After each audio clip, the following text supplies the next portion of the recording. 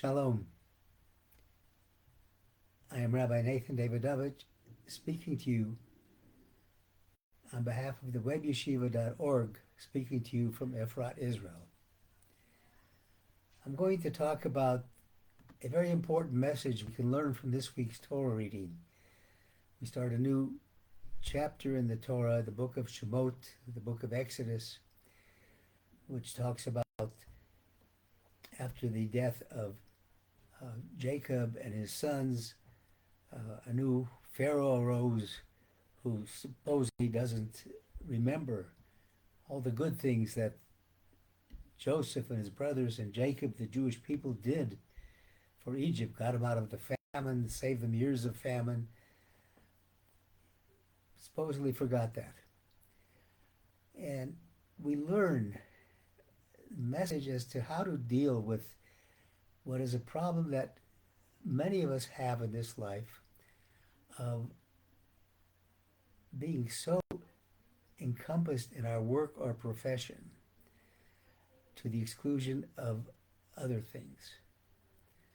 I know from my own personal experience, before I recently retired from the practice of law, I was a trial lawyer, and I would work tremendous hours preparing for a trial, work on Sundays, work nights.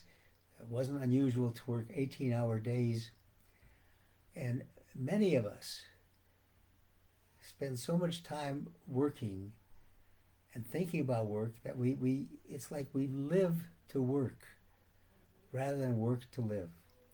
And what we can learn from this portion of the Torah is that we have a way of solving this problem of stopping to be a slave to our work.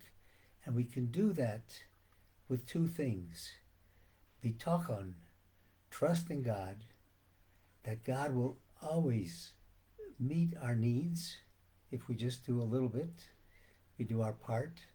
We don't have to kill ourselves.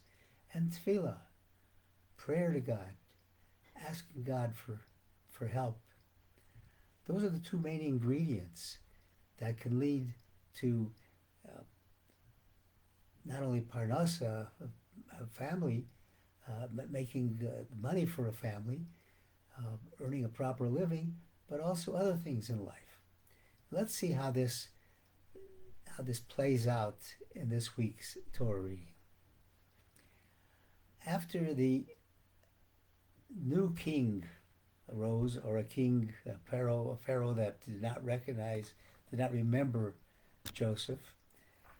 After that happens, the Torah tells us, "Vayavdu Mitzrayim es bnei Yisrael b'forech." It says the Egyptians imposed hard labor, difficult, backbreaking labor on the Israelites. And the language that is used there is beforech. Beforech. It's broken down, can be broken down into two words. Beperach. And the Rashi and other Meforshim say that this means that they didn't just suddenly impose slavery on the Jewish people. They did it with words of kindness. Look, you want to be a good Egyptian? Help us out. We're all going to be building these structures, these pyramids for Pharaoh, and we want you to join us too. And they told him at first, we'll pay you good money. For every brick that you make, we'll pay you 5 shekels. So hearing this, the Bnei Israel, the children of Israel in Egypt, decided, well, they've got to really work hard. They'll produce a lot of bricks. So the first day, they worked really hard to produce many, many bricks so they could make all this money. And all of them except Amram and some other righteous people were just working their finger to the bone, so to speak, to produce many bricks that day. Amram produced only one Why did he produce only one? He said, because I know through bitachon, through trust in God, that what I need is going to be provided for me by God. I just have to do my little bit. Sure enough, the next day, what did the Pharaoh do?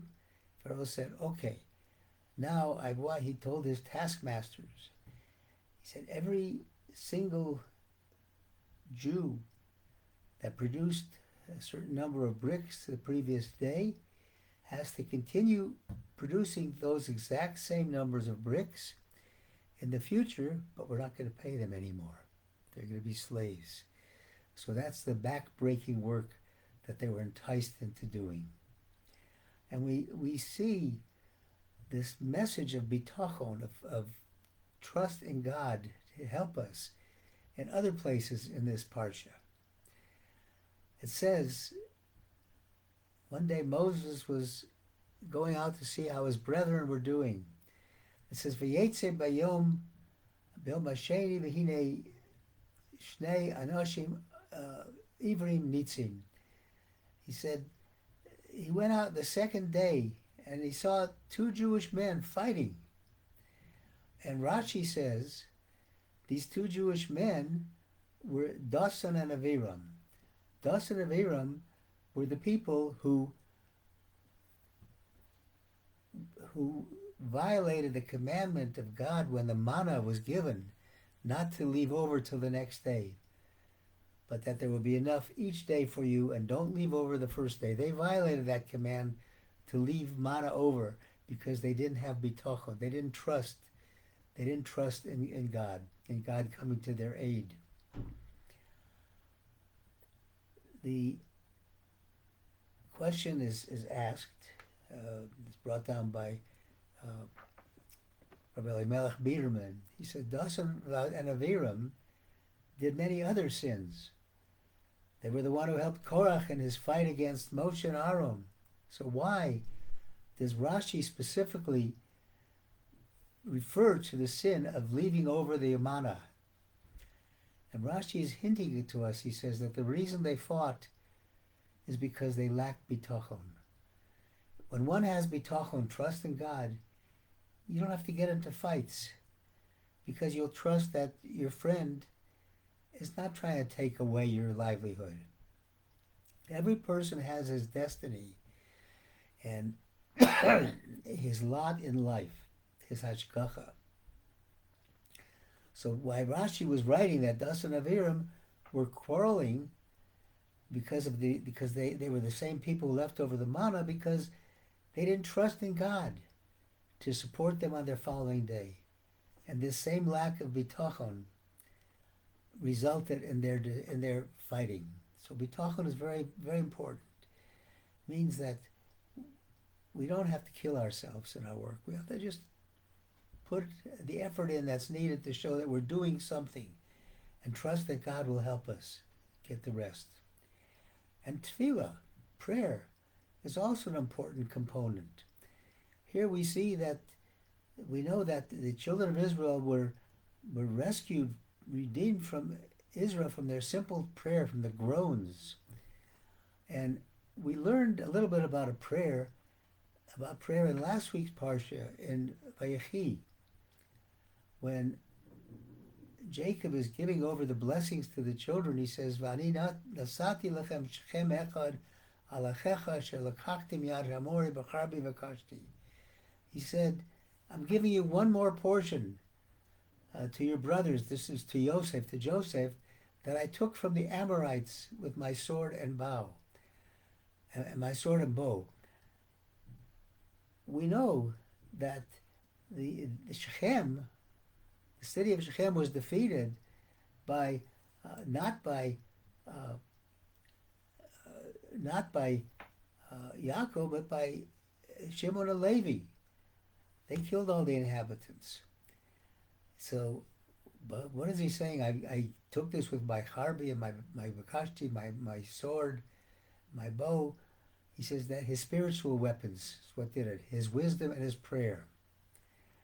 And then prayer is so important that if a person, the Gemara says, if a person sees his prayers aren't answered, he should ask again. He should daven again, pray again.